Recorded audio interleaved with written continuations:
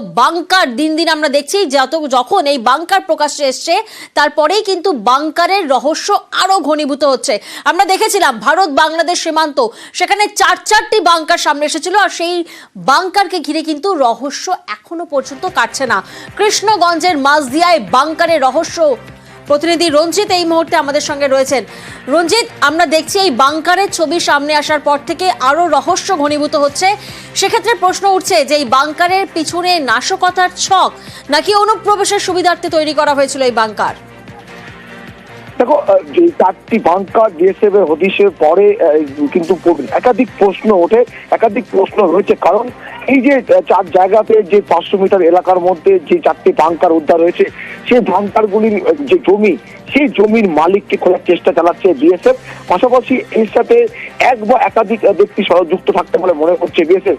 ফলে এই মুহূর্তে সব থেকে বড় বিষয় যে প্রাথমিকভাবে বিএসএফ এখান থেকে নিষিদ্ধ ফেন্সিডিল উদ্ধার করলেও সেক্ষেত্রে বিএসএফ এর কাছে অনেকগুলো প্রশ্ন রয়েছে তদন্তের ক্ষেত্রে, যে শুধুমাত্র চোরাচালান, মাদকদ্রব্য পাচার নাকি অনুপ্রবেশকে কাজে লাগানোর জন্য এই সমস্ত বাংকারগুলি তৈরি করা হয়েছিল। ইতিমধ্যেই বিএসএফ এবং নার্কোটিক্স কন্ট্রোল ব্যুরো সেই বাংকারগুলি প্রতিটি বাংকারকে কিন্তু তারা মেপে রেখেছে, তার যে ভৌগোলিক অবস্থান সবটাই কিন্তু গ্রাফিক্স করেছে। কারণ এই তদন্তের ক্ষেত্রে অত্যন্ত গুরুত্বপূর্ণ, কারণ ভারত বাংলাদেশ সীমান্তবর্তী এলাকা, এখান থেকে সীমান্ত এলাকা 2 কিলোমিটারের মধ্যে রয়েছে এবং কৃষ্ণগঞ্জ পুরো ব্লকের জুড়েই কিন্তু ভারত সীমান্ত এলাকা। ফলে বেশ কয়েকটি দিক বিএসএফকে ভাবাচ্ছে, একদিকে চোরাচালান, অন্যদিকে অনুপ্রবেশ বা নাশকতা, সবটাই কিন্তু তদন্ত করে খতিয়ে দেখছে। এই মুহূর্তে বিএসএফ সবচেয়ে বড় বিষয় রয়েছে এই জমির মালিক কারা বা এর সাথে কারা কারা যুক্ত ছিল, সবটাই তদন্ত করে দেখছে, পুরোটাই তদন্ত করা হচ্ছে। এবং গতকাল এই বাংকারের কাছ থেকে 2 রোহিঙ্গাকে গ্রেফতার করা হয়েছে।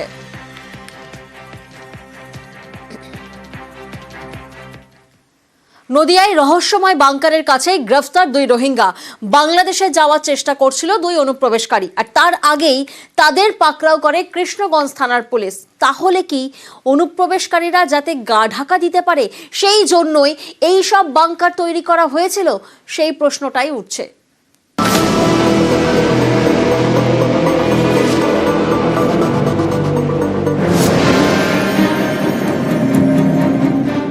নদিয়ার কৃষ্ণগঞ্জ, শুক্রবার রাতে এই সীমান্ত এলাকা থেকে উদ্ধার হয় 3টি বাংকার, শনিবার আরো একটি, আর রবিবার রাতে 2 রোহিঙ্গা গ্রেপ্তার। একজন বছর 23-এর মোহাম্মদ নূর, আরেকজন 18 বছরের মোহাম্মদ জাভেদ। রবিবার রাতে 2 রোহিঙ্গাকে গ্রেপ্তার করে কৃষ্ণগঞ্জ থানার পুলিশ। বছর খানেক আগে তারা মায়ানমার থেকে বাংলাদেশে যায়, সেখানে ক্যাম্পে তাদের পরিবার রয়েছে। 1 বছর আগে তারা ভারতে অনুপ্রবেশ করে, হায়দ্রাবাদে নির্মাণ শ্রমিক হিসেবে কাজ করত। भारत में वो चोरी करके वहाँ से आया, बॉर्डर से। कहाँ गया था? हैदराबाद गया था काम करने। आप कहाँ जा रहे थे? अब देश में जा रहा था, मेरा माँ बीमार है, बांग्लादेश में कैम में मेरा माँ को देखने चले जा रहा था। तुम रोहिंगा हो? रोहिंग्या है हम लोग यहाँ दलाल वो करके आए थे। जब आया था वो अंधेरे में आया था, पता नहीं कि कहाँ से आया। इधर क्या कर रहे थे? काम कर रहे थे? जी सर। कहाँ पर? हैदराबाद में सर। हैदराबाद में? जी सर। तो फोन कैसे यूज करते हो?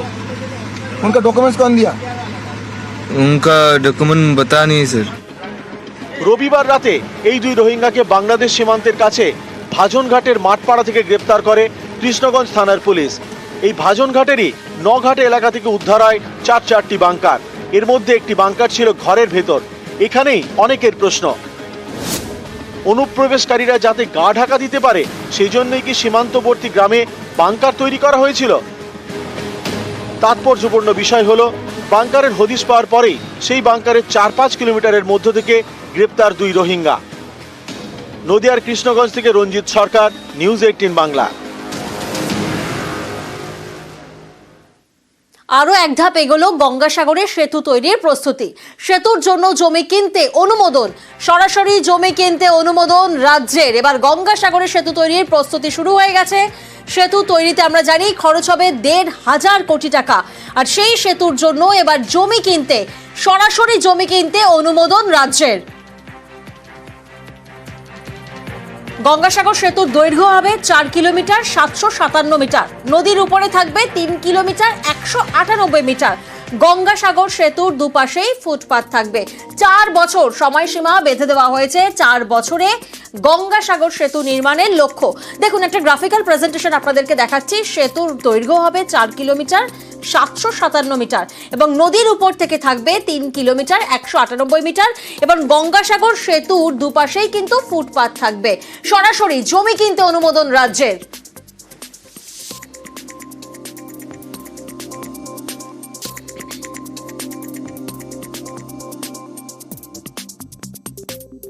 সরকারি প্রকল্পগুলোকে সাধারণ মানুষের কাছে পৌঁছে দেওয়ার জন্য দুয়ারে সরকার আনা হয়েছিল, কিন্তু এই দুয়ারে সরকার সেটা কোন কোন জায়গায় সব থেকে সফল হয় জানেন? যেখানকার মানুষ সরকারের কাছে পৌঁছতে গেলে সব থেকে বেশি সমস্যার সম্মুখীন হয়, কেননা রাস্তাঘাট দুর্গম বলে। সেই রকমই একটা জায়গার ছবি দেখাবো। তিস্তার চরে দুয়ারে সরকার। তিস্তার দুর্গম চরে প্রশাসনিক কর্তারা হাজির হয়েছেন। নৌকা ট্র্যাক্টরে করে তিস্তার চরে গেছেন। জলপাইগুড়ির বোয়ালমারি, নন্দনপুরে তিস্তার চর, সেখানে প্রথমবার দুয়ারে সরকারের ক্যাম্প। আমাদের সঙ্গে আমাদের প্রতিনিধি শান্তনু রয়েছেন। শান্তনুর থেকে একটু বিস্তারিতভাবে জানবো। শান্তনু, যে জায়গায় এই ক্যাম্প করা হচ্ছে, এই ক্যাম্পের ফলে কতজন মানুষ এই সুবিধা ভোগ করতে পারবেন? দেখো, সেই এলাকার মধ্যে কিন্তু 1200টি মানুষ, মানে 300টি পরিবার সেখানে সংখ্যা রয়েছেন, প্রায় 1200 মতন মানুষ বসবাস করেন। সেই মানুষগুলোকে কিন্তু এই সরকারি পরিষেবার অন্তর্ভুক্ত করার জন্য কিন্তু জেলা প্রশাসন থেকে এই উদ্যোগ নিয়েছে। জেলা প্রত্যন্ত এলাকার মধ্যে এটি একটি এলাকা, যেই এলাকা বলা যেতে পারে যে বর্ষার সময় একেবারেই বিচ্ছিন্ন হয়ে পড়ে এবং বর্ষার পরবর্তী সময় এতটাই দুর্গম যে সেখানের সঙ্গে মানুষজনের যোগাযোগ অনেকটাই বিচ্ছিন্ন হয়ে থাকে।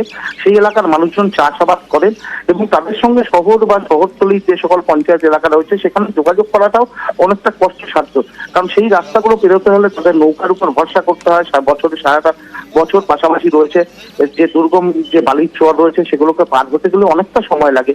সেই সব কারণেই কিন্তু এরা বিচ্ছিন্ন হয়েছিলেন। পরিষেবা এখনো বলা যেতে পারে তারা সেই অর্থে পাননি। সেই মানুষগুলো যাতে পরিষেবা পান তার জন্য এই দুর্গম কিন্তু ক্যাম্প ব্যবস্থা করা হয়েছে। ইতিমধ্যে আমরা যেটা জানতে পেরেছি যে প্রথম দিনই প্রায় 160টি পরিবারের অনেক মানুষ যে উপকৃত হচ্ছেন সেখান থেকে, সেই ছবি আমরা দেখতেই পাচ্ছি। প্রচুর মানুষ এসেছেন সেই ক্যাম্পে। অনেক ধন্যবাদ তোমায় শান্তনু।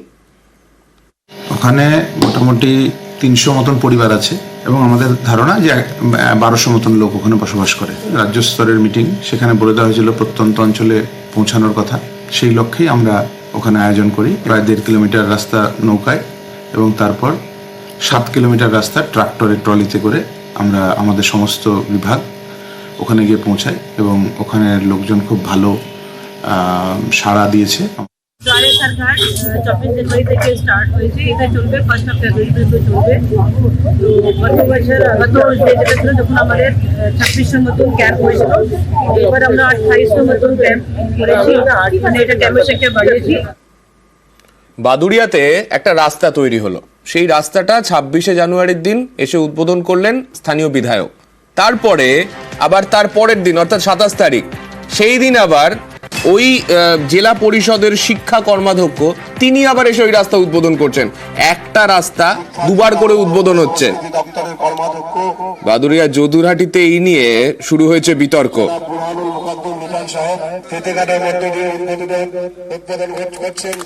আমাদের সঙ্গে রয়েছেন আমাদের প্রতিনিধি অনুপম। অনুপমের থেকে একটু জানতে চেষ্টা করব ঠিক কি কারণে এই দুবার করে উদ্বোধন। সৌজন্যে কি সেই গোষ্ঠীদ্বন্দ্ব? দেখো, সামনে একদম পরিষ্কার ভাবে বলা যায় যে এটা একদম গোষ্ঠীদ্বন্দ্বের ফল। তার কারণ এই যে বাদুড়িয়া যদুরহাটি উত্তর পঞ্চায়েতের যে জেলা পরিষদের থেকে বরাদ্দ হওয়া টাকায় যে রাস্তা তৈরি হয়েছিল, সেই রাস্তাটা 26শে জানুয়ারি রাস্তাটি উদ্বোধন করেন বসিরহাটে এই বাদুড়িয়ার যে বিধায়ক কাজী আব্দুল রহিম দিলু। এবং তারপরে 27 তারিখে সেই রাস্তায় আবার সেখানে উদ্বোধন করতে যান হাসনাবাদের সেখানকার যে বুরানুল মুকাদ্দিম, বাদুড়িয়া জেলা পরিষদের শিক্ষার যে কর্মাধ্যক্ষ, তিনি সেই রাস্তায় আবার উদ্বোধন করতে যান। এবং এই নিয়ে রীতিমতো বিরোধী রাজনৈতিক দল তারা কিন্তু রীতিমতো চর্চা শুরু করেছেন এবং এই যে তৃণমূলের ভেতরে একটি গোষ্ঠীদ্বন্দ্ব সেটা কিন্তু একদম প্রকাশ্যে চলে এসেছে। তাদের যেটা বক্তব্য যে একই রাস্তা দুবার দুজন নেতা তারা উদ্বোধন করলেন। একদম যেহেতু 26শে সালে বিধানসভার ভোট, সেই বিধানসভা ভোটে কার্ড নেতৃত্বে বাদুরিয়া এলাকা চলবে, সেই লড়াইতেই নেমেছে একদিকে যেমন জেলা পরিষদের শিক্ষা কর্মদক্ষ, আরেকদিকে বাদুরিয়ার বিধানসভার বিধায়ক। এই নিয়ে কিন্তু এখন চর্চা শুরু হয়েছে। বেশ, ধন্যবাদ অনুপম। 18 নম্বর জেলা পরিষদের যে সদস্য, তারই অনুরোধে গেছিলাম। এখানে আবার কেউ এসে উদ্বোধন করছেন, এই বিষয়টা আমি বলতেও পারবো না, সেটা তারাই বলতে পারবেন, আমি বলতে পারবো না। বাদুরিয়া যদুরাটি উত্তর গ্রাম পঞ্চায়েতের যারা জেলা পরিষদের রাস্তা একবার উদ্বোধন হওয়ার পরও আরেকবার উদ্বোধন হলো। এক রাস্তা দুবার উদ্বোধন হয়েছে এরকম কোনো খবর আমার কাছে নেই।